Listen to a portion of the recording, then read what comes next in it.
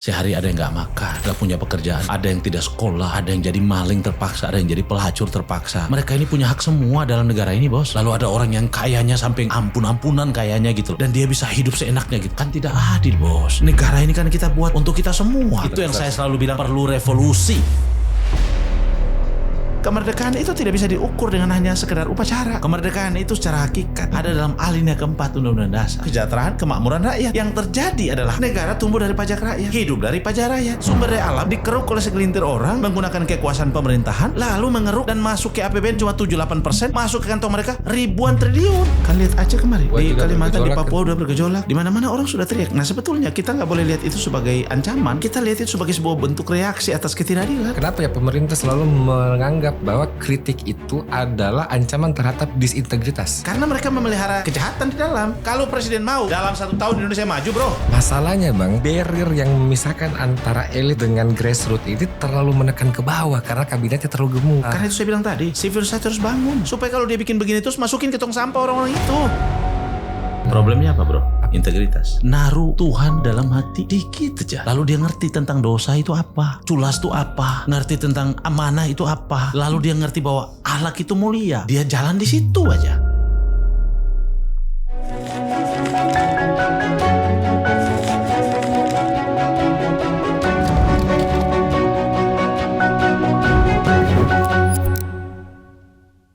Bersama Kopi Enak Indo,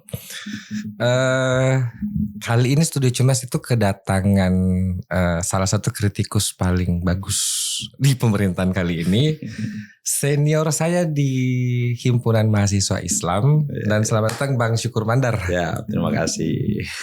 Terima kasih Bang, karena saya akhirnya sejak abang muncul di timeline saya bilang bahwa akhirnya ada senior di HMI juga yang sangat independen. Sebetulnya itu warisan yang harus kita pertahankan ya. Seharusnya Bang. Warisan di HMI itu kan independensi kan. Siap. Betul. Tapi kan enggak tahu ininya sekarang itu apa. Iya betul. Bang,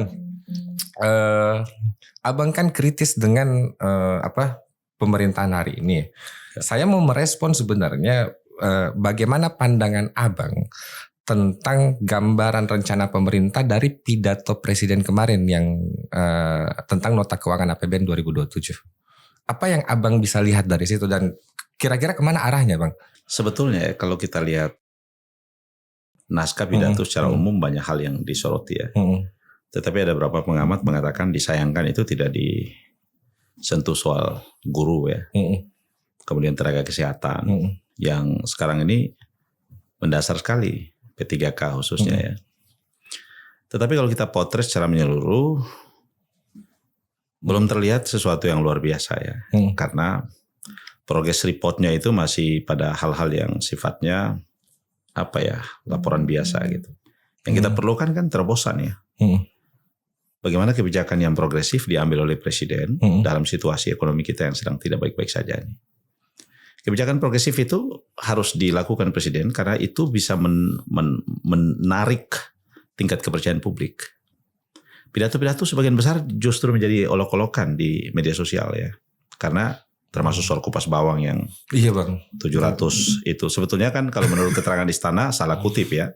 Tetapi kan yang kita persoalkan adalah orang-orang lingkaran presiden yang diberi kepercayaan presiden untuk membantu presiden dalam menyusun pidato dan seterusnya itu. Berarti tidak sigap dalam soal itu. Kurang ikhtiar dalam soal itu. Sehingga menurut saya belum ada sesuatu yang disampaikan presiden yang itu memantik harapan bahwa Indonesia akan punya masa depan yang baik. Belum ada di situ. Yang kita perlukan hari ini adalah kebijakan-kebijakan unggulan presiden yang sudah diambil, misalnya MBG, KDMP, sekolah rakyat. Itu harus dimoratorium. Dimoratorium ya bang? Moratorium harus. Karena menghabiskan anggaran yang luar biasa besar. Itu bang. Tetapi tidak berdampak apa-apa gitu loh. Tidak berbanding dengan tingkat kebutuhan yang dihadapi oleh rakyat. Gini loh. 1 juta orang terdampak dari MBG mendapatkan misalnya lapangan kerja. Kemudian berapa orang juta. Tapi ratusan juta orang terdampak. Pendidikan jadi mahal. Kesehatan jadi mahal. Kemudian PHK di mana-mana. Daya beli turun dan seterusnya. Nah ini memang tantangan yang serius. Kita harus bicara serius. Karena itu satu, kedua. Yang kedua apa? Presiden nggak bicara tuh kabinet gemuk ini. Iya.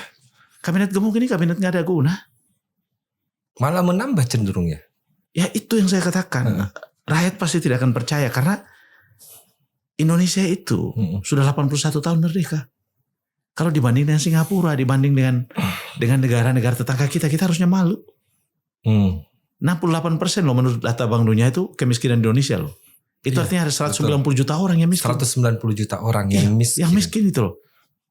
Padahal cuma hitungannya per hari 50.000 loh. Pertanyaan saya, kalau satu kakak itu 5 orang misalnya, bisa makan 50.000 dalam keadaan sekarang? Nggak bisa. Nggak bisa. Nggak cukup. Jadi cara penghitungan orang miskin kemudian ini kan kita ini problemnya banyak hal. Iya. Nah, kabinet yang dibentuk presiden ini kabinet yang kompromi sekali. Kabinet ini tidak mencerminkan kompetensi, proporsionalitas, profesionalitas. Gak ada. Ini kabinet yang dibentuk oleh desakan koalisi dan orang-orang ini menjadi beban rakyat, menjadi beban negara dan menjadi beban presiden. Tapi pertanyaan saya, kenapa presiden muji-muji mereka? Kenapa presiden tidak reshuffle mereka? Kenapa presiden tidak pecat dia? Satu, yang ketiga, rangkap jabatan lagi. Iya bang, itu juga Rangkap masalah jabatan. itu. Masalah itu. Sementara ada teman-teman yang lulusan kuliah, pintar-pintar, nyari kerja setengah mati. Jadi gini loh, antara ketidakadilan dan policy decision maker yang diambil pemerintah itu kesenjangannya tinggi sekali. Itu kebijakan publik yang tidak bijaksana. Iya. Kebijakan publik itu kan yang pertama harus dilihat adalah asas keadilannya. Betul. Keadilannya itu sampai sejauh mana. Kedua adalah manfaatnya. Ketiga tentu tolak ukurnya. Pendekatannya kan harus akademis. Ada banyak sejumlah kebijakan yang dibuat secara mendadak. Iya. Universitas Republik Indonesia. Oh itu bang, aduh itu. Loh, kita kan gak kekurangan universitas. Jadi menurut saya memang presiden ini dilingkari oleh orang-orang yang tidak punya kemampuan dalam tanda petik. Yang ikut juga menjerumuskan presiden dalam kebijakan-kebijakan yang keliru.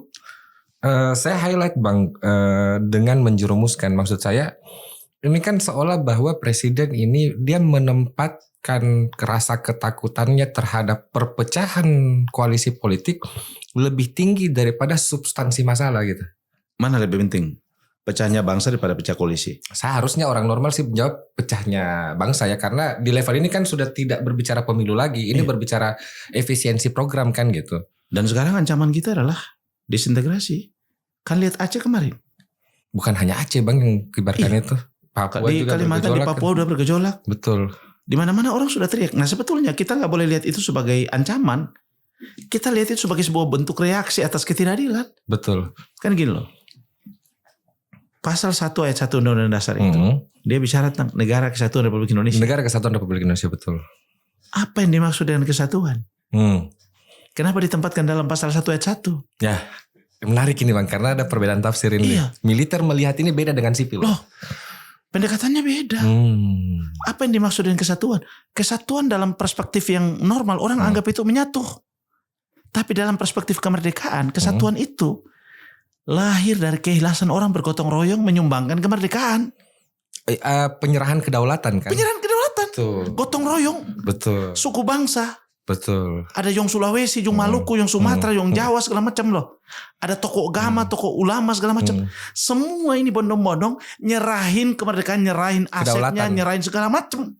Jadi kedaulatannya bisa tarik kembali. Iya, termasuk nyerahin sumber daya alam. Pasal 33. Iya, betul. Jadi makna negara kesatuan, kenapa diletakkan pasal 1 ayat 1? Kesatuan itu artinya terpenggal yang disatukan Iya. menjadi kemerdekaan. Jadi dia bukan ngeblend, bukan melebur, Bukan. tapi bersatu secara fungsi kebangsaan. Fusi kebangsaan Itu kan? yang kita sebut dengan kemerdekaan. Betul, fusi kebangsaan. Jadi kemerdekaan itu ada dua perspektif yang harus kita lihat.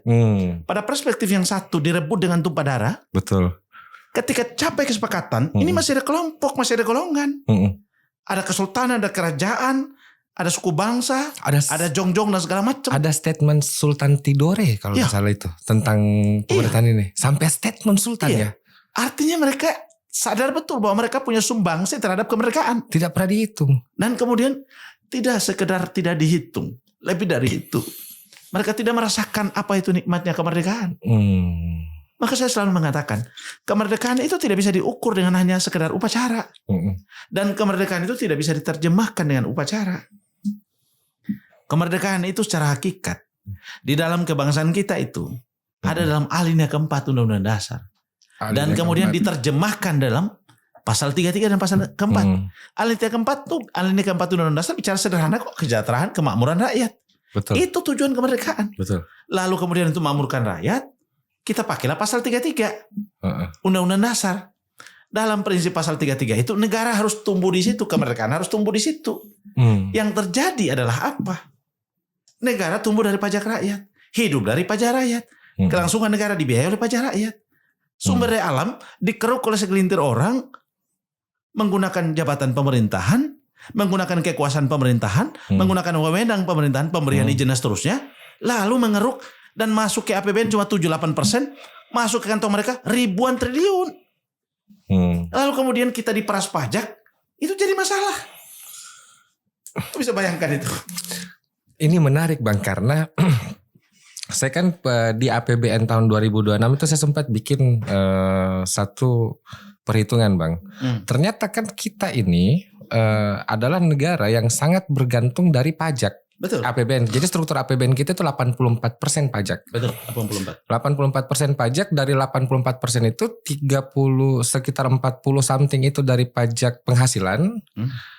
Sisanya itu 30 something dari 30% something dari 84 itu adalah pajak pertambahan nilai, PPN. Selebihnya itu pajak-pajak yang lain termasuk PPNBM gitu. Artinya kan kalau sekitar 84% berarti sangat signifikan kita bergantung sama orang-orang yang bekerja dan mengkonsumsi di Indonesia kan gitu. Which is kelas menengah kan. Iya. Tapi kan orang jelata juga. Rakyat jelata mulai tidak masuk beli odol segala macam BPN semua. Iya, tapi dia tidak masuk dalam kategori PKP kan? Iya, tidak PKP, tapi kan dia beli segala macam potongan, beli rokok, beli segala macam. Betul. PPN 10%. Sekarang 11% kan? 11% PPN. Tapi tidak ada fasilitas pajak yang ke rakyat menengah. Balik ke kita cuma dalam bentuk BPJS, dalam bentuk iuran, dalam bentuk potongan yang lebih tinggi. Pendidikan gak gratis. Ini kayak upeti loh Bang, bukan pajak itu. Sementara amanah kemerdekaan itu tercantum dalam pasal yang tadi bilang pasal 33. Betul. Pasal 33 itu kan ada, sebetulnya kalau kita bicara pada naskah undang-undang asli, undang-undang dasar yang asli, kan ada 3 pasal tuh. Satu, ekonomi kekeluargaan kan? Ekonomi kerakyatan ya bukan? Iya, ekonomi asas kekeluargaan dalam mengelola kekeluargaan itu ekonomi kan. Yang kedua cabang produksi kan? Iya, cabang-cabang produksi. Dikuasai oleh negara kan? Betul. Yang ketiga tanah air kan? Iya. Tanah air dan isinya segala macam kan, dikuasai untuk kemakmuran rakyat kan? Iya, betul. Lalu diselipkan satu pasal masukan di amandemen itu. Nah, sebenarnya substansi 3 pasal ini, sebetulnya kalau kita bicara itu kan sederhana itu. Itulah tujuan negara kan. Jadi gini loh. Oke. Ketika kita diri negara, inilah saya ngumpulin 10 orang lalu kita bentuk organisasi yuk. Namanya Negara Indonesia. Setelah kita bentuk organisasi, kita nunjuk siapa yang jadi presiden melalui pemilu, ya. Lalu kemudian, ini kita punya aset nih. Bagaimana cara ngelola aset nih? Bersama-sama ya? Ya harus bersama-sama dong. Makanya aset kekeluargaan kan? Iya. Ini kita punya aset nih, kita kelola aset yuk. Lalu kemudian cabang-cabang produksi, lu nggak boleh ada orang datang ke sini lalu menguasai aset kita, nggak boleh. Ya, harus kita menguasai, lalu kemudian sistemnya sharing profit. Kan kira-kira begitu. Supaya untungnya harus masuk ke negara kan? Tapi lu tahu nggak pengelolaan sumber daya alam kita? 7-8% masuk ke kas negara. Cuman memang begitu Bang, 7-8%. Dalam bentuk PNBP itu. PNBP. Jadi tidak ada penjualan mineral kan, nggak ada kan? Produksi nikel, batu bara, emas, timah di tahun 2024 hampir 2.000 triliun. 1 tahun doang. Yang masuk ke kas APBN tahu nggak? Cuma 200 lebih. 200 triliun. 204 triliun lebih. Iya betul. 1.800 lebih nguap. Nguap kemana? Bayang nggak? Dan kemudian sekarang karena mereka bursa mereka akhirnya kebingungan, perluas objek pajak. Daerah karena ditekan potongan-potongan dari pusat, pajak-pajak yang masuk kategori retribusi dan lain daerah itu mulai diperluas. Dijen pajak mulai ngetatin, lo gini loh, orang nggak bisa bayar pajak itu karena 1, kehilangan pekerjaan. Kedua, pendapatannya menurun. Ketiga, dia makin miskin. Padahal logikanya sederhana itu loh Bang. Sederhana. Sesederhana itu Lu logikanya. kalau bikin negara ini kan kekayaan kita banyak nih. Iya. Ada nikel, ada ikan, ada emas, ada segala macam ini kelola. Oke, panggil. Lu dari luar nih, sini. Kita gak usah bicara pakai bahasa akademik deh. Betul. Udah deh, udah. Sini investor luar. Lu kelola, lu bawa deh, lu punya duit kan? Udah, lu kita kasih izin semua, karpet merah semua, lu ambil semua. Lu dapat 40%. Artinya kalau diambil semua itu berarti dia harus beli kan harusnya kan? Iya dong, kalau dia beli. Nah, sekarang gini. Saya kasih logika satu juga, investasi, model investasi.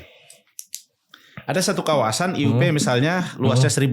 1.000 oke. IUP nikel nih, kita kasih IUP nikel, ilustrasi. oke. Contoh. Iya. Tapi isinya ada 5 juta kubik, 5 juta kubik. Metric isinya, ton. Iya. ya kan? Kalau kita hitung kan berarti bisa 100 triliun. Bisa. Oke, Oke. kita pakai logika nih ya. Betul. Kalau dengan harga nikel tuh dijual misalnya, Oke. Tapi investasi ketika kita kasih izin ke dia, kita nggak hitung isi. Betul itu. Kayak sewa lahan aja gitu. Iya, kita nggak hitung isi. Kita taunya tanah kita kasih. Betul, itu betul. Nah, dia investasi misalnya dia udah hitung 1.000 triliun.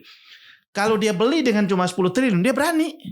Ya betul itu. 100 triliun. Dia beli 10 triliun, dia berani. Dia berani. Dia ngeluarin 10 triliun, dia bayar di depan, izin keluar semua, dia hantam di bawah, dia dapat 100 triliun. Tapi yang terjadi kita kayak penyewa tanah gitu. Jadi kita nggak bisa menghitung. Padahal ini kan dimaksud dengan pasal 33 ini sumbernya dikuasai negara.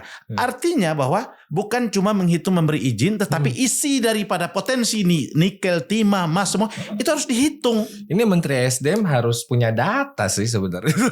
Satu itu, yang kedua regulasinya harus mampu menghitung berapa sih kandungan sumber daya alam itu ketika orang dikasih izin nikel, izin segala macam, berapa dalam. Baru dari situ dihitung proyeksinya. Berapa persen sih dipotong? Nah, satu dalam bentuk pajak ya. Tapi model tata kelola SDM-nya harus profit sharing.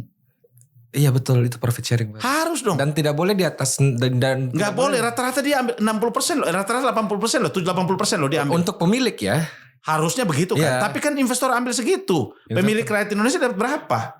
Ya 7-8% tadi saya bilang. Jujur Bang, saya sebelum baca APBN itu, ngulik-ngulik APBN itu, saya pikirnya itu bahwa dengan logika yang tadi bahwa ini tanah kita. Ya. Datang investor untuk mengeksplorasi kan. Ya.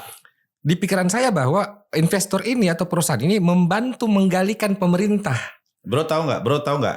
Kenapa enggak loh? Kenapa Vietnam maju? Iya. Pola pemerintah Vietnam sederhana.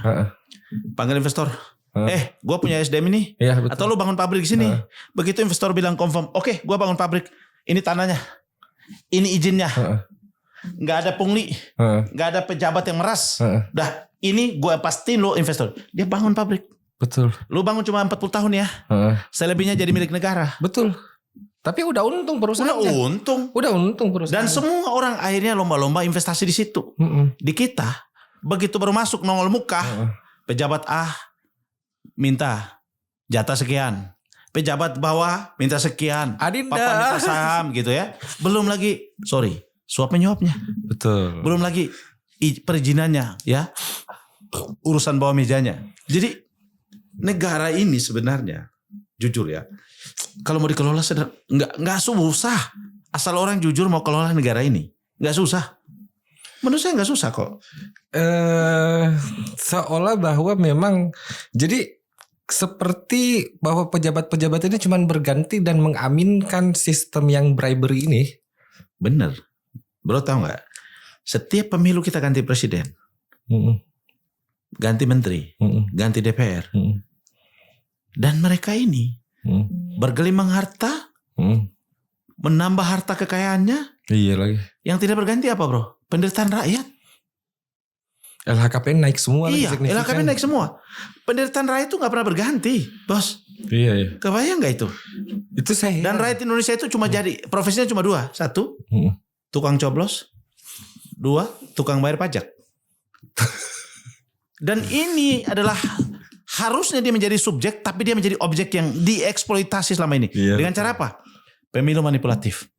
Partai semua yang monopoli ngatur semua kekuasaan. 10 apa 9 orang itu ngatur orang jadi presiden. Dia ngatur juga siapa yang jadi menteri. Ya. Kemudian dia juga ngatur pemilu. Ngatur pemilu dari mana? Penyelenggara dia yang nunjuk. Melalui siapa? DPR juga. Aturan dia yang buat. Dia buat aturan pemilu, dia juga peserta pemilu, dia juga pemenang pemilu. Rakyat jadi apa coba bayangin bro? Penonton. Akhirnya pasal 1 ayat 2 itu jadi apa? Kedaulatan tangan rakyat itu jadi apa? Nggak ada guna. Iya, betul. Belum lagi lu masuk ke pasal 1 ayat 3, negara hukum. Negara hukum apa? Pelanggar utamanya adalah pemerintah itu sendiri. Satu, pemerintah. Yang kedua, penegak hukumnya yang brengsek juga. Dalam penegak hukum ada banyak maling juga. Ya gimana? Kasus Febri kan? Betul. Kasus lalu di kepolisian. Betul. Febri. Tapi itu kan cuma sebagian kasus. Nah, yang paling bahaya yang memotret yang memotret adalah atau yang kita potret adalah ribuan triliun diambil oleh kejaksaan, nggak ada penjahatnya. Itu Bang. Dan mereka kamuflase sampai presiden hadir di situ gitu loh.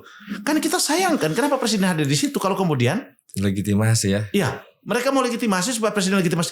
Harusnya nggak boleh dong. Betul. Karena uang yang diambil itu nggak ada penjahatnya satu. Yang kedua, proses hukum jalan atau tidak? Kan nggak boleh negara ngambil uang seenaknya. Kan akhirnya investor yang benar, yang bersih, yang jujur takut semua. Kita bisa diambil sewaktu-waktu diambil uang kita. Jadi akhirnya rakyat itu semakin gak percaya, menganggap bahwa kok ini begini banget gitu loh negara. Nah hukum kita, ada kan orang itu yang ngambil getah karet masuk penjara. Oh iya Bang, ada yang di Lampung itu. Iya di Lampung. Ya kan? Terus yang kemarin juga satu tuh dia ngambil gitu, masuk penjara juga tuh. Sementara mereka di atas saling melindungi. Dan di dalam kabinet yang dibentuk Pak Presiden ini, masih banyak orang yang tersandung kasus kok. Banyak yang tersandung kasus dalam, yang sudah pernah diperiksa Kejaksaan Agung, ya, sudah dipanggil Menko Ekonomi, ya, sudah desain KPK, jelas semua itu. Kalau begitu Bang, berarti puncak kekuasaan kita sebenarnya adalah sesuatu yang tersandra juga dengan desain politik seperti ini kan? Ya begitu kira-kira. Maka kita harus paksa presiden keluar dari sandraan itu. Presiden harus keluar dari sandraan itu. Iya betul. Gini loh, rakyat ini, kemarahan rakyat kan kita ukur dengan survei yang menunjukkan tingkat public trust jatuh kan? Jatuh banget. Tingkat kepercayaan publik jatuh kan? Rekor Presiden jatuh kan? Ini itu. Kurang 2%, 50 kan? Betul. Nah artinya bahwa kinerja presiden itu dianggap buruk oleh masyarakat. Ya, saya selalu mengatakan pada teman-teman yang dekat di istana, jangan Anda jawab dengan bikin survei tandingan. Iya, kenapa harus ditandingin? Iya, gitu, Bang? jawab dengan perbaiki kinerja. Saya itu aneh loh Bang, kalau negara itu memposisikan diri sebagai sesuatu yang harus bersaing dengan rakyatnya. Apalagi aneh loh. ada yang mengatakan gitu. Pemerintah boleh dong ngeritik rakyat. Kok pemerintah kok ngeritik rakyat? Orang Anda makan pajak, Anda makan uang pajak, kok Anda boleh kritik rakyat dari mana? Nggak boleh dong. Pemerintah ngeritik rakyat. Nggak boleh. Rakyat tidak punya kewajiban untuk mengguiding pemerintah gitu. Nggak ada dasar pemerintah itu ngeritik rakyat. Nggak ada dasar. Pemerintah itu satu, dia regulator. Yang kedua, dia harus mendengarkan aspirasi masyarakat. Ketiga, dia harus buat program. Yang keempat, bila program itu dievaluasi oleh rakyat, dia harus melakukan revaluasi. Kenapa? Karena rakyat itu penikmat kebijakan. Rakyat tidak punya kekuasaan Bang. Itu yang mereka tidak paham. Selalu mereka berpandangan bahwa apa yang rakyat perlakukan kepada pemerintah bisa juga pemerintah melakukan kepada rakyat. Ini dua subjek yang tidak berimbang. Nah itu yang mereka keliru. Dalam negara dalam konstitusi kita. Itu saya selalu mengatakan itu. Pasal 1 ayat 2 itu mengatakan kedaulatan di tangan rakyat. Di tangan rakyat. Kedaulatan di tangan rakyat, lalu kemudian dengan cara apa kedaulatan itu dipindahkan? Melalui pemilu. Betul. Pemilu 5 tahunan itu proses distribusi kedaulatan. Melalui pemilu orang jadi presiden, jadi bupati, wali kota segala macam itu melalui distribusi kedaulatan itu melalui pemilu. Nah, problem di kita adalah pemilu 5 tahunan itu sistem pemilunya buruk, pelaksanaan pemilunya buruk, penyelenggara pemilunya banyak yang tidak netral dan banyak yang bisa disuap. Sistem partainya susah. Nah, sistem kepartaiannya monopolistik, pengkaderan di dalam bermasalah, ya. Orang dalam lebih berkuasa daripada orang berkualitas. Orang tidak punya ijazah lebih berkuasa kalau punya duit daripada orang yang punya ijazah tapi punya otak nggak ada fungsi atau nggak dibutuhkan itu. Jadi itu hal-hal yang sederhana di negeri ini gitu loh. Kalau kita bandingkan dengan negara-negara yang sudah mengalami lompatan kemajuan, kita harusnya malu. Iran tuh 47 tahun di embargo loh. Dalam situasi perang hari ini nggak ada BBM naik.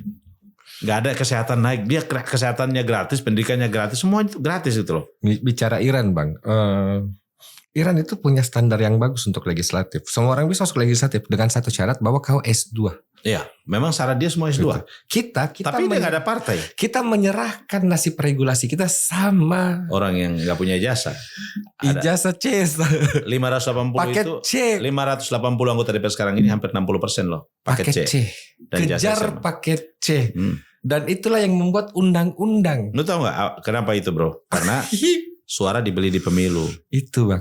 Bukan kedaulatan murni. Tapi akhirnya mereka selalu nyalain rakyat, bilang begini, kan rakyat mau dibayar. Gue bilang gini bos. Kau yang tidak jujur sama rakyat. Iya, kau yang mau membeli, kau yang penjahatnya. Kenapa kamu salahin rakyat? Di undang-undang partai politik kan ada kewajiban setiap partai politik atau anggota partai politik untuk memberikan pendidikan politik kepada rakyat. Itu kan fungsi partai. Dia tidak menjalankan itu. Benar, fungsi partai itu kan selain dia pendidikan politik, dia peserta pemilu. Dia juga menjadi ya rumah produksi lah, pemimpin lah ya. Betul. Training center lah kira-kira. Kawat Chandra di muka lah. Ya kira-kira begitulah ya. Tapi kan ini nggak jalan. Yang jalan cuma fungsi peserta pemilunya kan. Pendidikan politiknya nggak jalan. Justru partai menjadi semakin gila-gilaan menunjuk orang berdasarkan kawasannya kan. Dia lebih memilih ini. Kalau saya lihat bang, partai hari ini tuh kan caranya mayoritas adalah lebih mendahulukan popularitas dari kompetensi. Ya pasti satu popularitas, Talent yang kedua isi. Itu Ya popularitas. satu popularitas, yang kedua isi tas. Kan itu udah umum itu. Karena itu makanya kita sih tidak anti. Saya pribadi tidak anti partai ya. Tapi saya ingin partai itu ke depan berbenah. 81 tahun kemerdekaan ini sudah waktunya seluruh elit politik kita berbenah. Benah diri lah. Partai juga sadar diri, evaluasi diri, ya. Kemudian menjadikan partai sebagai rumah transformasi, ya. Transformasi nilai harus tumbuh di sana, di mana rekrutmen anggota kader itu harus basisnya adalah kompetensi, keilmuan, ya, kemudian profesionalitas, lalu didik mereka, lalu jadikan mereka caleg, usul mereka jadi kepala daerah tanpa ada proses transaksi politik uang di sana, gitu ya. Kita ingin partai tumbuh sehat. Kedua, dorong sistem pemilu kita menjadi sistem pemilu yang baik. Caranya gimana? Ya pemilu elektronik, pemilu digital, dirancang sistem pemilu digital.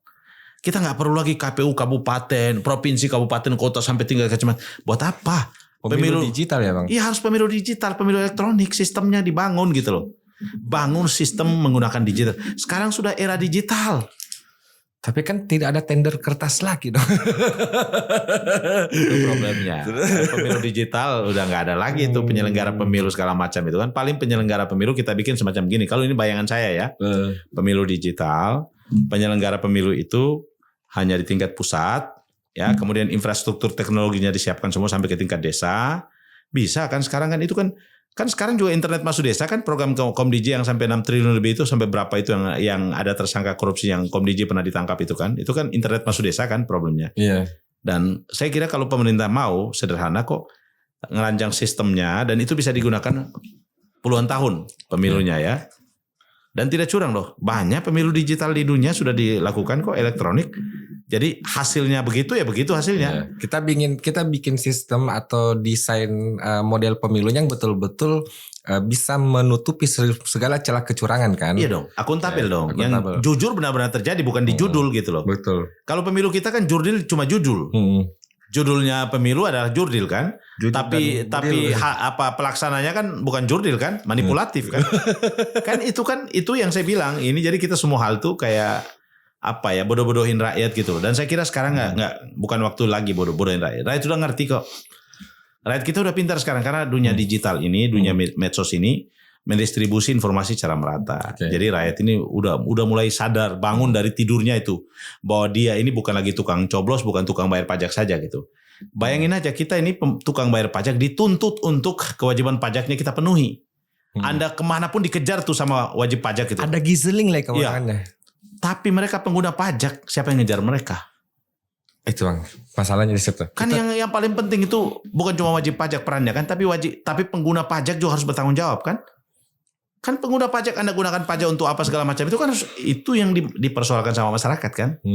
Anda digaji mahal, dikasih tunjangan mahal, tapi Anda flexing keluarga, kekayaan Anda bertambah, kemudian dengan cara-cara yang tidak wajar. Tapi LHKPN KPK itu cuma kayak administrasikan kekayaan pejabat, gak ada gunanya itu LHKPN KPK itu, bro.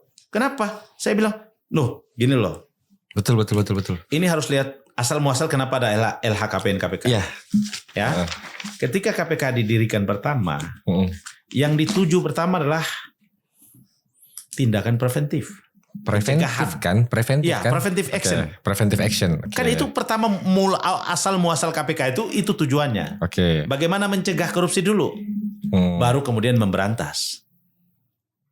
Ya, kalau bicara mencegah berarti kita bangun sistem, ekosistemnya kita bangun supaya di dalam sebuah sistem hukum yang bekerja itu orang yang korupsi kecil celahnya. Oke. Misalnya apa? Hukuman mati atau hukuman seumur hidup, lalu rampas aset, lalu pembuktian terbalik, kan itu kan yang harus masuk dalam ekosistem pencegahan korupsi kan. Nah, kemudian sistem pengawasan pejabat itu kan itu penting tuh, sistem pengawasan pejabat dan segala macam itu kan. Nah ini ekosistem nih. Kalau hukumnya sudah baik, pengawasannya juga baik, semua ini baik, insya Allah tingkat korupsi kecil. Celah administrasi dan birokrasinya tertutupi. Kecil.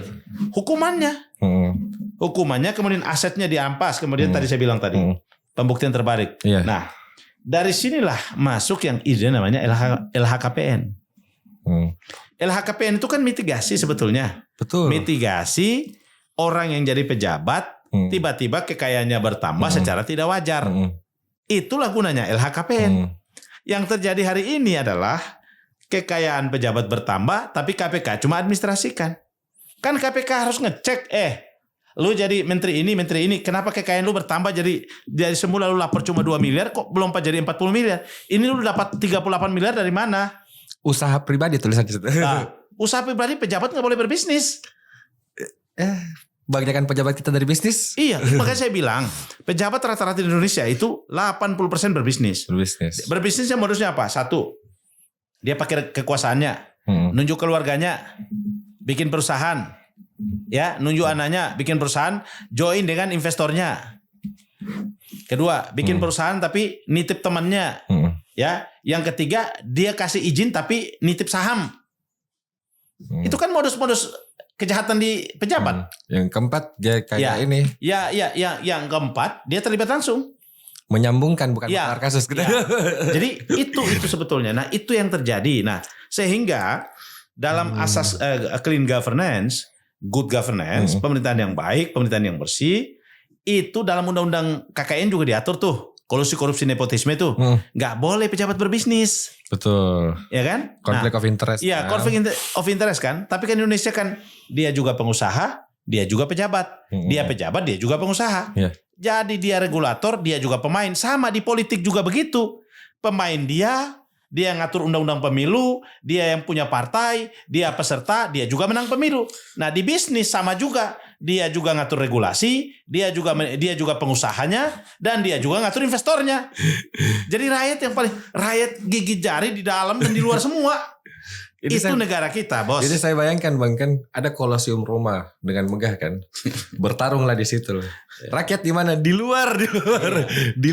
Padahal Undang-Undang Dasar mengatakan dia pemilik kedaulatan. Yang bisa duduk dalam Kolosium, bahkan itu cuman orang-orang yang bangga dengan nobility atau kehormatan. Rakyat di luar. Iya, bro, lu cek negara di dunia. Yuk kita lihat sama Denmark. Betul. Finlandia. Betul. Ya, Norway. Ya tetangga Asia ada Australia lah. Ada Singapura. Satu hal yang lu cek. Rata-rata pejabatnya kredibilitasnya nggak diragukan. Dia di ruang publik ya. Oke. Ruang publik ya. Mereka bahkan ketika ada satu Perdana Menteri Singapura itu, Perdana Menteri Australia itu, dia hanya kedapatan minumannya dibayarin orang atau dia pakai uang pribadi itu mundur. Yang ada 4 pemimpin Skandinavia yang makan meja makan bersama itu sederhana. Mundur. Rata-rata mereka ini sederhana. Betul. Kedua, dia transparan. Ya. Ketiga, dia nggak mau campurin tuh konflik interest antara jabatan dan bisnis. Betul. Ya, lu lihat pejabat Jepang itu, ada salah satu menteri di Jepang itu, dia hanya datang terlambat rapat 3 menit atau berapa menit itu. PM itu kan, dia mundur diri kan. Malu tuh. Pejabat kita di Indonesia dari kecil mamanya sudah potong pusar malunya tuh. Jadi dia udah korupsi, udah dituduh korupsi segala macam, udah gagal, nggak bisa bantu dikasih tanggung jawab, nggak bisa nyelesain, tapi nggak mau mundur, bro. Kan itu sekarang kira-kira di mana itu masalahnya itu coba. Maka saya teriak revolusi. Ada berarti ada perbedaan pada wilayah yang sangat fundamental, pada wilayah epistemik yang mendefinisikan persepsi tentang pejabat. Memang iya, itu yang problem kita kan di situ. Orang di Indonesia definisikan pejabat itu kan, jabatan itu kan kemewahan, kehormatan. Definisinya terlalu kuno loh Kak. Iya, memang terlalu kuno. Padahal pejabat itu kata kasarnya ya pelayan rakyat. Iya, public servant. Public servant kan? Civil servant. Iya. Terus kenapa dia merasa kayak gue yang paling berkuasa? Nah di Indonesia itu yang terjadi, kultur kita selama berapa tahun ini itu yang dibangun. Nah maka harus dibongkar. Maka saya teriak revolusi itu, revolusi pada 3 hal. Revolusi pada sistem pemikiran kita, revolusi pemikiran kita supaya kita ini tidak sekedar tukang coblos, ya tukang pajak. Itu harus kita juga paham hak-hak kita sebagai warga negara. Revolusi civil society, rakyat harus kuat supaya pejabat ini tidak boleh absolut. Ya civil society harus bangkit. Gak boleh lagi kekuatan-kekuatan institusi negara itu terlampau dominan. TNI, Polri, partai semua ini gak boleh dominan. Harus civil society yang dominan. Supaya dia ngontrol. Karena kenapa? Mereka ini penyelenggara negara. Dia gak boleh dominan. Dia harus bekerja pada proporsinya. TNI kembali ke barak. Polri sebagai keamanan, Kamtipmas fungsinya. Kemudian juga partai politik ya. Dia peserta pemilu dan dia itu tadi saya bilang.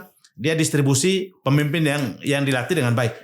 Kemudian yang paling penting adalah negara institusi-institusi negara seperti kementerian segala macam ini kembali pada fungsi dasar aja. Nggak usah terlalu berlebihan. Belanjanya sampai gila-gilaan segala macam udah. Belanja modal, belanja pembangunan itu semua serahin daerah aja. Pemerintah pusat ngontrol karena rakyat itu ada di daerah. Otonomisasi benar-benar dibikin secara mandiri. Ya, jangan di undang-undang otonomi mandiri, realisasinya sentralisasi. Semua uang tambang sudah dikeruk diambil pemerintah pusat, DBH-nya dibayarnya cicil lagi. Ya gimana daerah nggak mati? Itu kan problem kita sekarang ini, bro. Saya agak sebenarnya ini bicara kalau misalnya ketawa kalau misalnya orang masih terus mengatakan bahwa hari ini otonomi saya bilang itu bullshit, itu otonomi, omong kosong itu otonomi. Tidak pernah ada sejarahnya pembagian kekuasaan itu dalam bentuk otonomi daerah. Daerah itu bukan lembaga, tapi dia unsur dari sebuah negara. Makanya trias politika pertama John Locke itu kan eksekutif, legislatif, dan federalisme kan. Gitu. Di Montesquieu baru terpisah jadi judikatif. Kita enggak loh. Daerah ini residu kewenangannya di daerah, justru penerima residu kewenangan. Harusnya begitu. Karena gini loh, bro. Otonomi daerah itu dalam pandangan saya ada 2 perspektif. Betul. Dalam kerangka negara kesatuan pasal 1 ayat 1, maka dia subordinat. Iya, tapi bukan lembaga kan? Bukan perpanjangan tangan kan? Bukan. Jadi gini mas saya. Otonomi daerah itu harus kita pandang dalam 2 perspektif. Oke, Bang. Kalau kita bicara pada pasal 1 ayat 1 Undang-Undang Dasar Negara Kesatuan Republik Indonesia, maka otonomi daerah itu dia berdiri subordinat. Subordinat ya. Karena dalam rangka negara kesatuan. Dia nggak boleh berdiri sendiri. Betul. Karena itu tetap saja distribusi kewenangan. Tetap betul. Tapi ada kewenangan induknya ada di pusat tetap, tapi distribusi kewenangan. Nah, yang kedua, otonomi daerah dalam perspektif pasal 33. Dan alinea keempat Undang-Undang Dasar. Naskah orisinal yang saya bilang tadi, naskah otentik. Tujuan bernegara, ya, kemakmuran dan kesejahteraan kan. Nah, itu dia harus berdiri sendiri, dia harus otonom. Otonom fiskal kan? Iya. Ini kan maksud pasal 33 kan? Iya. Jadi negara distribusikan kewenangan pengelolaan sumber daya alam itu kepada daerah melakukan kontrak segala macam, kemudian bagi hasilnya itu harus daerah lebih gede. Ini yang paling ditakutkan negara kan. Harus daerah lebih besar. Jadi ke Jakarta 40%, daerah 60%. Supaya belanja pembangunan itu di daerah. Rakyat sudah makmur, negara makmur juga. Di bawah kuat. Jadi 40% dari bagi hasil itu mulai perkuat pertahanan.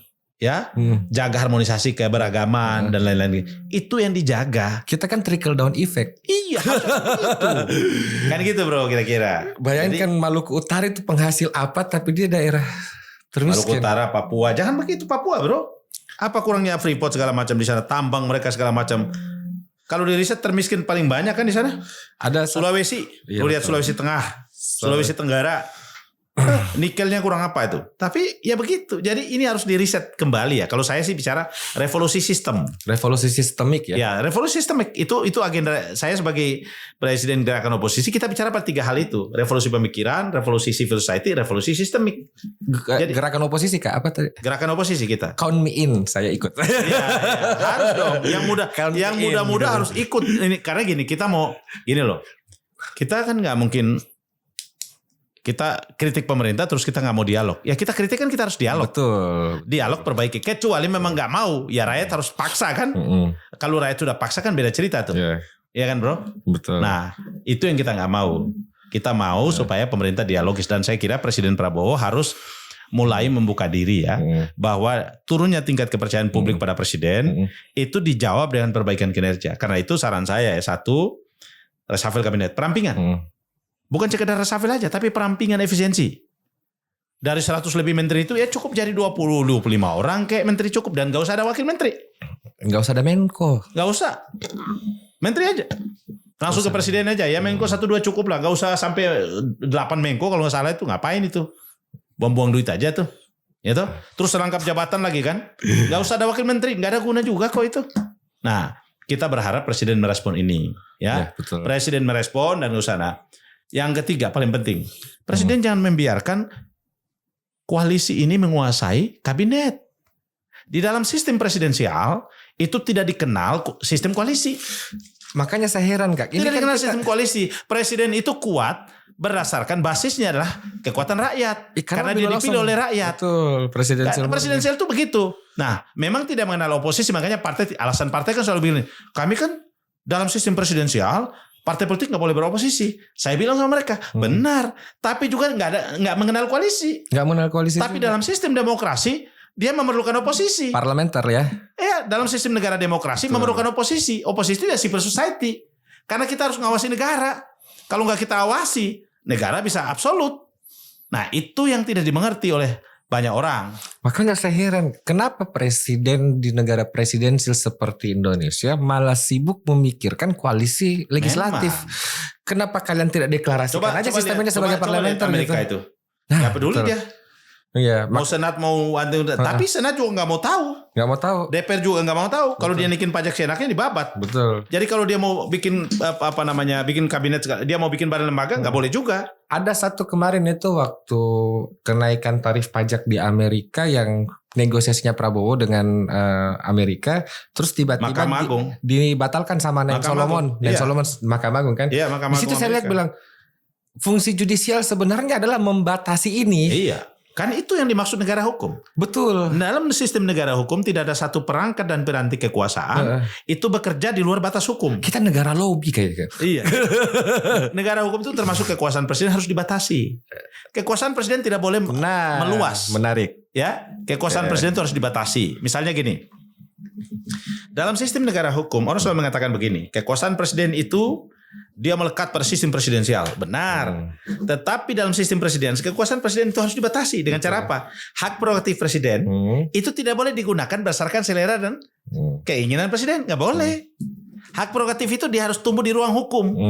Jadi harus ada undang-undang pembatasan kewenangan presiden. Undang-undang tentang kepresidenan. Iya, harus. Lembaga kepresidenan. Lembaga kepresidenan harus. Dan di dalam situ membatasi tentang kewenangan presiden. Jadi misalnya badan dan lembaga, terus undang-undang badan dan lembaga kementerian itu sudah harus paten. Jadi siapapun jadi presiden, dia tidak boleh lagi membentuk badan dan lembaga. Dia ikut yang ada supaya kita sustainability, developnya, pembangunannya berkelanjutan, kementeriannya berkelanjutan. Jadi dia by riset. Bikin sebuah kementerian lembaga itu harus by riset.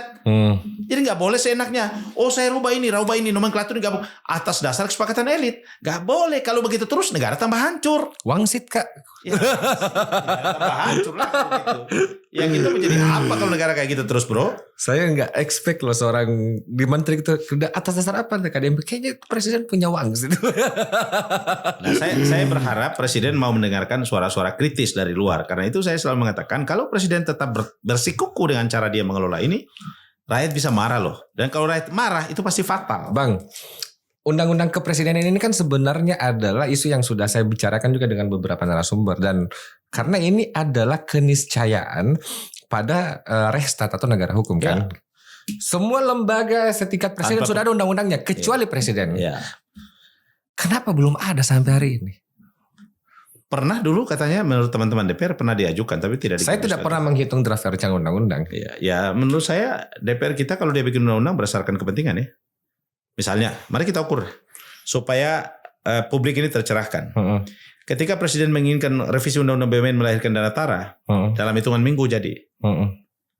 Presiden merevisi Undang-Undang TNI supaya TNI boleh merangkap jabatan, hitungan minggu jadi. Betul. Presiden revisi Undang-Undang Polri, dalam hitungan minggu jadi. Giliran Undang-Undang Perampasan Aset mutar.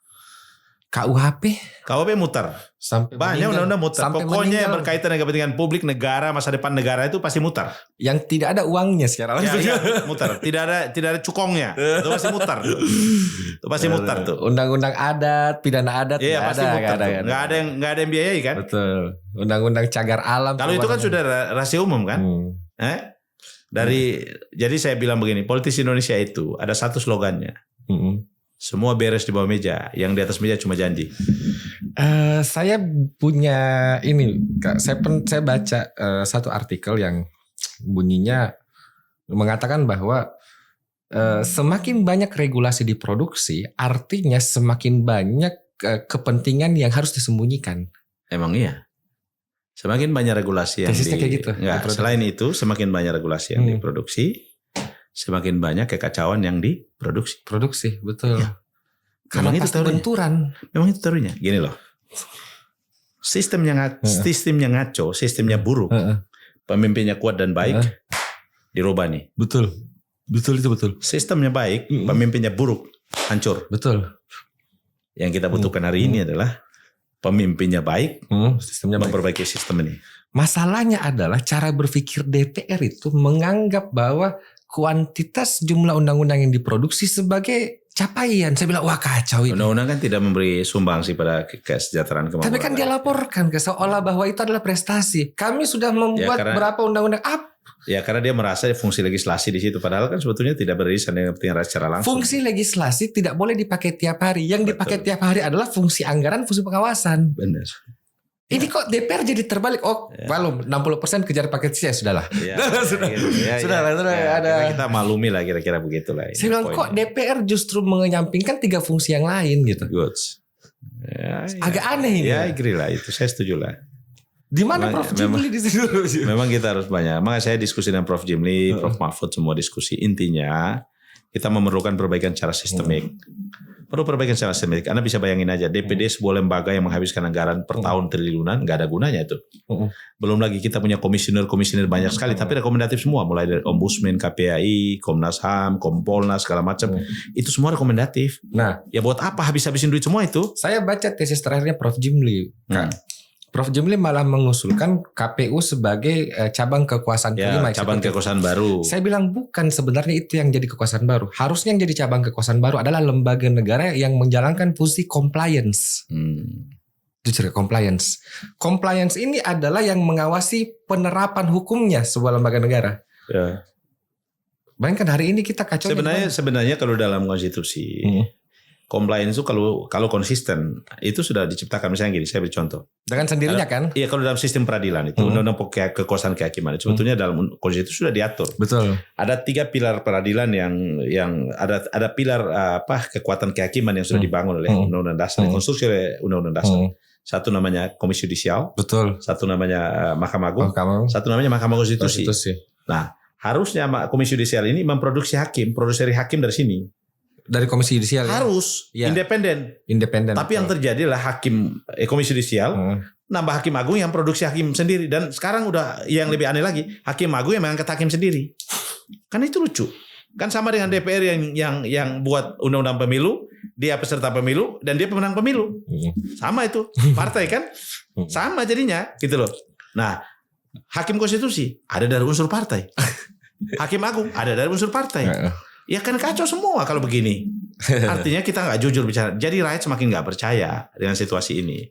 Karena saya selalu mengatakan kalau presiden mau benar-benar serius berbenah, presiden harus memimpin revolusi. Kenapa? Bisa presiden. Dia ketua koalisi, dia kepala negara, dia kepala pemerintahan. Kepolisian semua di bawah kendali dia, TNI di bawah kendali dia, kejaksaan di bawah kendali, seluruh institusi politik di bawah kendali presiden, partai politik di bawah kendali presiden. Tinggal diangkat kepala aja.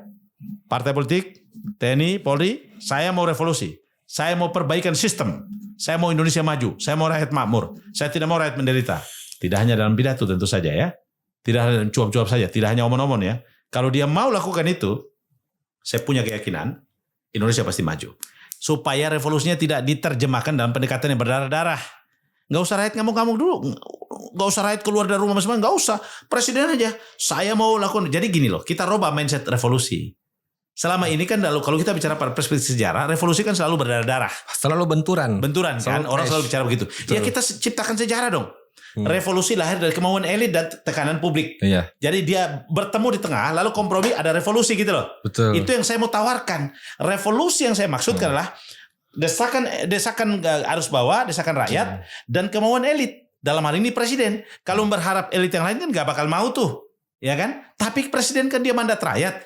Kalau dia pidato tentang kemajuan, kemakmuran, ya, kesedihan dia bahwa negara rakyat masih banyak menderita segala macam, ya dia wujudkan yang dipimpin revolusi. Revolusi apa? Sistemik. Perbaiki sistem politiknya, perbaiki sistem pemilunya, tata kelola sumber daya alamnya, birokrasinya, otonomisasi daerahnya. Kan dia perbaiki semua.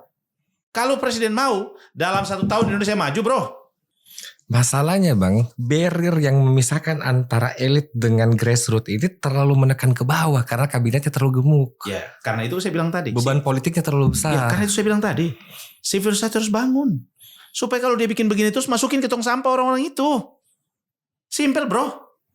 Civil society-nya kalau kuat, kesadarannya kuat, elit yang elit yang bagundel-bagundel ini, kalau dia terus begitu, ya rakyat kalau sudah bangkit lari terbit orang itu. Bangun dan berani lapar sih. Iya, berani lapar dan lawan. Dan lawan. Kan kayak Nepal. Betul. Itu Bang. Nepal itu. Kan ada sejarah, bukan cuma Nepal, Bangladesh beberapa semua sejarah kok begitu. Cina 3 kali revolusi baru maju loh. Iya, betul. Revolusi ketiga itu militer kembali ke barak. Kita kembali ke Agrinas. Kita kembali ke Agrinas. Militer kembali ke BUMN. Kembali ke politik. Kan kacau. Polisi juga begitu. Jadi Soeharto kita pengen institusi-institusi yang dicintai. Institusi ini harus dicintai rakyat. Harus dicintai oleh rakyat. TNI kembali ke barak. Polri juga begitu, Kamtipmas. Jaksa cukup penuntutan. Korupsi KPK saja. KPK saja, tindak pidana korupsi KPK saja. Jadi jangan ada konflik interest. Dalam Undang-Undang Tipikor tidak ada pengecualian. Siapapun termasuk presiden yang korupsi harus ditangkap. Lihat Korea Selatan. Presiden masih menjabat diambil, dimasukin penjara. Beberapa perdana menteri dan presiden kan? Itu. Iya. Sampai bos besar Samsung aja ada. Itulah negara hukum, bos. Negara hukum. Artinya negara pemerintah punya wibawa, bro. Nah, Indonesia, masalah kita besar adalah pemerintah udah nggak punya wibawa karena hukum dipermainkan oleh pejabat dan penegak hukum sendiri. Hukum jadi alat penindas. Ya orang-orang kritis kayak kita ini, ya nanti cari-cari salah. Pasti. Yang kita nggak rugi, nggak ngerugiin orang, nggak ngerugiin negara, mereka cari salah kita terus hantam kita. Sementara dia yang malingin uang rakyat segala macam itu berkeliaran biasa aja tuh, pakai pangkat banyak, pakai jabatan banyak, pakai ini kemewahan segala macam. Jadi ya begitu memang. Nah karena itu harus lawan. Kenapa ya Bang ya? Kenapa ya pemerintah selalu menganggap bahwa kritik itu adalah ancaman terhadap disintegritas? Karena mereka memelihara kejahatan di dalam, sederhananya begitu. Memelihara kejahatan. Iya, kalau dia tidak memelihara kejahatan dia gak takut kritik, bos. Simpelnya gini loh. Iya, gua mau masuk ke rumah lu, bro. Di dalam rumah lu ada barang gua di situ. Lu nyembunyiin emas yang lu ambil dari rumah gua kan, bro. Gua masuk ke rumah lu ya. Kalau benar-benar gak ada, silakan bos. Lu cek aja, gua gak maling kok. Betul. Itu logikanya. Tapi kalau lu benar-benar ambil barang gua lu taruh di dalam rumah lu, oh jangan. Lu masuk gue lapor polisi ya. Ini wilayah rumah gue. Ini hak asasi gue. Lu gak boleh terobos sembarangan. Betul. Padahal barang gue ada di dalam. Jadi itu logikanya. Langsung muncul banyak aturan. Lo iya dong. Pasti lu kalau masuk ke rumah gue, pintu pagar gue segala macam, lu harus begini, begono. Padahal gue cuma mastiin, bro, emas gue yang lu ambil, lu curi ada dalam rumah lu nggak? Kan kira-kira begitu. Nah logikanya sama. Kalau kita kritik dia takut berarti ada kejahatan yang disembunyikan. Simpel itu. Kita nggak usah pakai narasi-narasi yang intelektual. Masyarakat bawah mah sederhana cara memahaminya, bro. Masalahnya Bang, kadang saya lihat itu, tapi ini beberapa case ya. Semoga tidak terjadi secara mayoritas. Cuman kadang saya lihat beberapa case bahwa justru hambatan pertama kritisisme itu sebagai unsur demokrasi adalah kita dihantam atau dilawan sama masyarakat yang kita bela sebenarnya. Tapi dia melawan kita karena dia tidak mengerti. Enggak, kalau itu kan menurut saya bukan masyarakat pada umumnya, itu mah bajar-bajar yang dipelihara aja. Tapi banyak biasnya Bang. Iya, itu kan, tapi kan sekarang gini bro, maka tugas kita, bro, saya semua yang kita punya media-media begini ya harus konsisten dan edukasi. Betul. Edukasi publik, karena yang pasti hantam kita itu kecipratan. Yang hantam kita itu kecipratan dari sub-sub sistem kekuasaan. Apakah dia dapat cuci ompreng, atau dia kebagian beli sayur di pasar. Ini yang kelas bawah ya.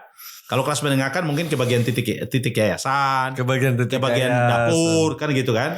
Terus atau ikut terlibat dalam MBG, mungkin dia pengadaan batunya, pengadaan pasirnya, kan gitu. Hanya orang-orang itu yang terusik, Bros. Tapi rakyat mayoritas dukung kita kok, Bro. Lu harus percaya itu, Bro. Iya, saya percaya sih, Bang. Mayoritas rakyat kelas menengah ini dukung kita. Dukung kok. Ya kita, dan saya kira presiden juga dukung kita kok. Presiden juga mau negara maju kok, kita juga mau negara maju. Di mana perbedaannya?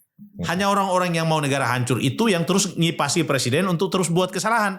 Iya, betul. Kalau kita kan desak presiden untuk berbenah kan, betul. Mereka ngipasi presiden terus salah gitu loh. Udah pertahankan MBG segala macam seolah-olah. Jadi presiden ngotot gitu. Padahal ini presiden juga tahu bahwa ini banyak kekeliruan gitu. Tapi orang-orang di sekitar ini ngipas terus gitu, karena ngambil keuntungan. Jadi bedanya mereka dengan kita lah. Mereka desak presiden untuk tetap mempertahankan kebijakan busuknya. Kita desak presiden untuk perbaikan. Yang benar yang mana? Yang benar ya kita tentu saja. Karena kita ingin presiden evaluasi gitu loh. Betul. Bukan kita nolak program niat presiden untuk memberi makan. Bukan. Kita minta perbaiki tata kelolanya dan caranya langsung aja ke sasaran. Ngapain langsung lewat dapur-dapur itu? Kan saya sudah bilang, ngapain lewat dapur Polri, dapur TNI, dapur Ormas, dapur yayasan segala macam. Kan ujung-ujungnya duit APBN dibagi-bagi lagi. Yang lebih banyak makan malah orang yang punya dapur daripada yang penerima manfaat MBG. Sudah gitu keracunan lagi. Kan itu masalahnya tuh. Bang, di peraturan Presiden 115 2025 tentang MBG itu bahwa 15 kewajiban atributif BGN untuk menerbitkan peraturan MBG itu semua butuh persetujuan Menteri Bappenas, Bang, sebenarnya. Menteri Bappenasnya begitu? Tapi tidak pernah dilibatkan, Bang. Bukan, selain itu Menteri Bappenas kan ngomong tuh. Iya, betul. MBG lebih penting dari lapangan kerja. Betul. Menteri itu kan profesor itu. Nasnya nasi itu. Ya, artinya kan dia harus bikin kajian akademiknya dan beri pertimbangan pada presiden. Pak Presiden, ini kajian kita. Perencanaan secara nasionalnya begini, Pak Presiden. Saya kira Pak Presiden orangnya mau menerima masukan kok. Cuma karena penjilatnya terlampau banyak ya istananya jadi penuh air liurnya penjilat kan. Itu kan kita repot itu. Nah karena itu bekerja keras untuk bagaimana memaksa presiden untuk membersihkan istana dari lingkaran penjilat. Orang-orang yang afiliatif karena ada kepentingan kekuasaan, itu aja. Tapi confirm gak Bang itu informasi bahwa presiden tiap malam nonton YouTube untuk kritik-kritik mereka? Kalau memang dia betul-betul nonton, kita semakin presiden nonton kok menurut saya. Menurut saya presiden nonton dan saya mendapatkan informasi presiden nonton kok dan dia respon kok. Cuma sekali lagi perintah-perintah presiden itu tidak jalan. Jadi saya nganggap ini orang-orang ini ngaco banget ini. Jadi kalau memang presiden ini benar-benar dia tahu dan dia mau berbenah, kalau saya lihat, tetapi seolah-olah nggak punya cara. Nah kita harus paksa, nggak boleh, presiden nggak boleh, jangan sampai rakyat marah. Saya selalu bilang, presiden harus segera secepat mungkin. Kalau nggak rakyat marah, situasi makin kacau ya, presiden bisa kehilangan legitimasi. Itu poin dari saya, bro. Krisis legitimasi. Iya dong. Bahasanya Habermas. Nah, Bang, sambil diminum Bang, ini kopi enaknya Bang. Siap. Kopi enak Indo. Nah, ada yang menarik Bang waktu Abang bahas tadi tentang kekuasaan kehakiman. Jadi kan saya baca ulang Spirit of Law-nya Montesquieu. Montesquieu ini kan adalah orang pertama yang membagi trias politika tidak dengan federalisme, tapi dengan melepaskan kekuasaan judikatif. Montesquieu itu punya alasan begini, bahwa yang sebenarnya paling ditakutkan atau harus dibatasi itu adalah kekuasaan untuk menjatuhkan vonis, karena dia bisa merubah kondisi hukum seseorang. Makanya Montesquieu di Spirit of Law dia kasih syarat Bang, hakim tidak boleh berpolitik, tidak boleh bersentuhan dengan masyarakat untuk menjaga independensinya. dipisahkannya kekuasaan yudikatif itu untuk dilemahkan, Bang. Karena ketika dia terkumpul pada satu penguasa seperti sebelum ada res politika, itu jadi abuse of power. Kita tidak, kita politik jadi jalur, Bang. Loh, di Indonesia hakim di Indonesia hakim kita dipilih oleh lembaga politik. Itu sebelah ini aneh, Bang. Ya problem kita di situ, bro. Semua prosesi lembaga hukum yang independen dilakukan melalui seleksi politik. Seleksi politik loh. Berat. Jadi kita ini negara politik. Kita negara hukum tapi regulasinya jalankan menggunakan kekuatan politik. Dan lembaga-lembaga yang harus independen semua dipilih secara politis. KPU dalam pemilu harus independen, dipilih juga sama politik. Fit and proper. Hakim konstitusi, hakim agung. Itu, Bang. Gak ada yang benar lah. Ini harus dibenarin semua lah. Gak ada yang benar, udah pokoknya kita harus bilang begitu dah. Banyak salahnya gitu ya. 1-2 doang yang mana? Ya benar apa sih sebenarnya? Gak ada, saya bilang. Ya udahlah, kita berjuang terus lah. Betul. Ya. Semangat itu jangan dipadamkan. Ya, semoga apa nih? Cemas. Cerita masyarakat ini menjadi pilar informasi penting. Amin. Ya, dan dia selalu konsisten. Ya. Dan kita nggak usah khawatir undang siapapun dari pemerintah dari manapun. Ya kalau perlu kita debatkan pikiran kita. Ya kami akan nanti membuka satu sesi. Harus dong. Ya. Semoga Bang Syukur mau bisa. Harus dong. Kalau saya begitu undang siapapun dari unsur pemerintah, didebatkan pikirannya. Betul. Apa yang menjadi keinginan kita, apa yang menjadi keinginan rakyat yang kita mau perjuangkan, kita debatkan dengan pengambil keputusan. Rata-rata saya berhadapan sama mereka. Ada yang nggak mau juga, takut juga menteri-menteri. Nggak berani. Betul, Bang. Ayo dong, debat dong. Saya berapa kali saya ngajuin tantangan untuk debat. Kan partisipasi publiknya harus hidup, harus kan? Dong. Dan saya kira presiden masih punya waktu untuk itu, bro. Masih ada 3 tahun, harus. Jangan sampai kemudian dia biarkan ini tiba-tiba sudah konsultasi pemilu. Karena jangan sampai situasinya bisa lain. Jadi jangan sampai dia menjadi presiden pertama yang di tahun kedua di periode pertamanya kita sudah lupa dosanya Jokowi. Ya. Gara-gara terlalu fenomenal tuh. Gara-gara dosanya terlalu membludak ya, atau biasanya kan periode pertama ini masih smooth. Harusnya orang merundingkan yang lama betul. gitu ya. Persiapan untuk periode kedua baru terbuka topik. Saya kira selain kita berjuang urusan ini, kita juga ya meminta yang kuasa untuk memberikan jalan supaya pemimpin kita ini hatinya terbuka. Dan dia mau melakukan pembenahan, bro. Bang, terakhir nih Bang. Kalau seandainya, dari diskusi ini kan banyak hal yang banyak dimensi, tapi mungkin kita bisa bagi secara garis besar menjadi 3 dimensi: epistemiknya bermasalah, dimensi normatifnya atau kerangka konstitusional bermasalah, dan dimensi sosialnya bermasalah. Menurut Abang dari ketiga ini, yang mana yang paling bermasalah, Bang, dan apa masalahnya sebenarnya? Saya kira kalau normatif enggak ya. Menurut saya yang paling bermasalah itu apa ya? Epistemik itu pasti aktornya kan, pengetahuan aktor. Iya, menurut saya pengetahuan orang cukup semua, pintar-pintar. Pintar-pintar kan sebenarnya. Problemnya apa, bro? Integritas. Akhlak. Tahu gak, bro? Kalau kita orang muslim itu, lo kalau jadi pemimpin, bos, lo harus taruh Tuhan dalam hati lo. Allah harus ada dalam hati lo. Allah harus ada dalam pikiran lo, bro. Itu menjawab semua sih, bro. Kalau lo taruh keyakinan lo, agama apapun ya, bro ya. Mengajarkan kebaikan semua, bos. Setan itu pinter sih. Iya, kalau lu taruh Tuhan dalam hati lu, dalam pikiran lu, ya, lu ingat ada anjuran Alkitab, ada anjuran Al-Quran, ya, khususnya kita Muslim ya. Betul. Tapi Indonesia ini kan negara plural ya, teman-teman yang non Muslim semua Alkitab semua ngajarin kebaikan kok. Semua punya Tuhan kan? Semua punya Tuhan dan mengajarkan kebaikan semua, nggak ada yang mengajarkan keburukan gitu loh. Naruh Tuhan, naruh Allah dalam hati, dikit aja. Ya, lalu dia ngerti tentang dosa itu apa, gila sih, ngerti tentang culas itu apa, ngerti tentang amanah itu apa, lalu dia ngerti bahwa akhlak itu mulia, dia jalan di situ aja, bro. Khalifah Umar bin Khattab, bisa bayangkan kerbau yang patah kaki aja, gara-gara jalannya rusak, dia menyesal itu, dan kemudian dia datang sendiri, dia benarin jalannya sendiri tanpa mau ditolong orang itu. Hanya untuk bayar dosanya itu. Itu cuma kerbau, bos. Ini manusia banyak yang sehari ada yang gak makan. Gak punya pekerjaan, bro. Ada yang tidak sekolah. Ada yang jadi maling terpaksa, ada yang jadi pelacur terpaksa. Itu, Bang. Mereka ini punya hak semua dalam negara ini, Bos.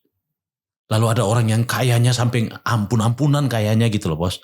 Dia dapat uang satu hari bisa ratusan juta dan dia bisa hidup seenaknya gitu. Ada orang yang miskin menjadi pengemis jalanan. Kan tidak adil, Bos. Negara ini kan kita buat untuk kita semua. Di kota yang dimana presiden dan semua menterinya tinggal dan bekerja, Masih Bang. banyak pengemis, Bos. Masih banyak. Di kota yang sama, Iya. masih ada orang yang jual diri untuk hidup. Memang, Bos. Nah, kita kan harus sedih, Bro. Kita nggak sok suci ya, Bro ya. Iya Tapi sih. kan kita harus kita sampaikan bahwa ini hal yang realitas, hal yang nyata itu. Yang semua orang melihat dan menyadari itu. Kenapa pemerintah nggak nyadari itu? Kenapa pemimpin-pemimpin kita nggak nyadari itu, Bos? Itu kecemasan. Itu yang saya selalu bilang, perlu revolusi, bukan revolusi mental ya. Revolusi sistem dan pejabat-pejabat yang jujur harus ada di dalam dan mereka kerja. Georgia itu mau maju, Bro. 30.000 lebih polisi dipecat. Dia Iya, bikin kontrak dengan segala macam. Memang semua harus ada terobosan yang fundamental, Bro. Dalam semalam itu 30.000 Iya. pecat. Harus dong, Bro. Ya. Salvador sekarang lebih gila-gila lagi tuh dia. Hantam tuh oligarki segala macam. Rusia ketika Putin di awal, dia hantam tuh oligarki segala macam. Dia tertib. Sekarang jadi negara kuat, Bos. Kita, Bos. Oligarki cuma 10 orang, 15 orang. Nguasai sumber daya alam semua, dirampok ribuan triliun, Bos. Baru rakyat kita pajak. Waduh, di Papua ya emasnya diambil, nikelnya diambil, semua diambil. Masih banyak orang pakai koteka, Bos. Masih banyak sekolah yang nggak punya fasilitas, guru yang gajinya nggak layak, ya nggak punya rumah, nggak ada dokter di perkampungan segala macam. Masih banyak orang menderita, Bos.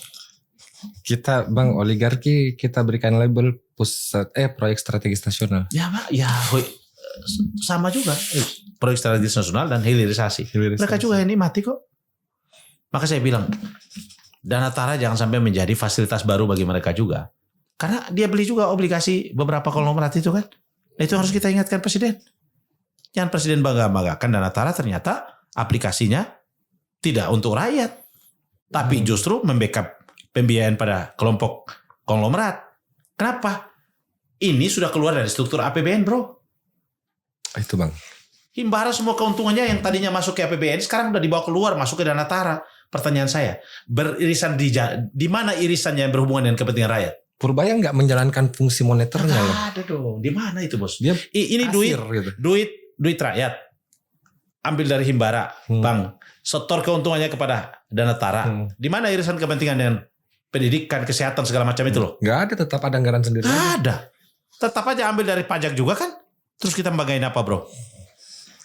Rakyat kan mikirnya begitu, Bro. Ya kita merenung dan kita berdoa. Betul. Semoga ada keajaiban dan ada perubahan, ada revolusi cepat yang dipimpin Presiden dan atau dipimpin oleh Allah Subhanahu Wa Taala, Tuhan yang Maha Esa. Amin ya Rabbal Alamin. Ya. Terima kasih banyak, Kak. Terima kasih kesempatannya dan ini kecemasan yang paling pamungkas. Sampai ketemu di kecemasan-kecemasan berikutnya.